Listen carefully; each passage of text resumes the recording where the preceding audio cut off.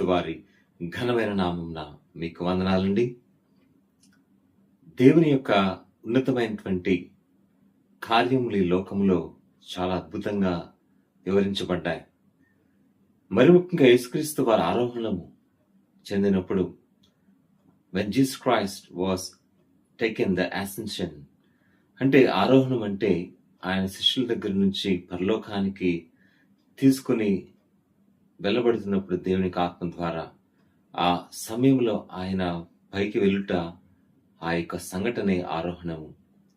అయితే యేసుక్రీస్తు వారు ఏమన్నారంటే, నేను మరలా తిరిగి వస్తానని చెప్పారు. I షిల్ come again. అయితే ఆ నిరీక్షణ మన జీవితాల్లో మనకు ఉందా అండి? ఆ నిరీక్షణ మనకుంటే ఈ లోకంలో దేనికి మనము కంగారు పడము. నిజమే, ఈ world it is going very fastly each and every day.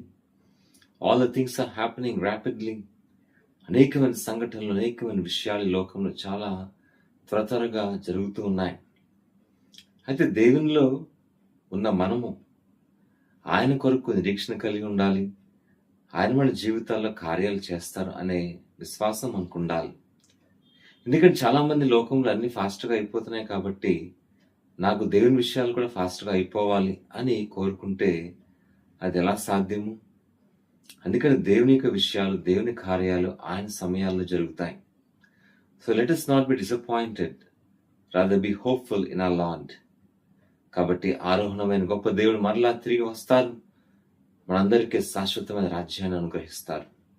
Amen.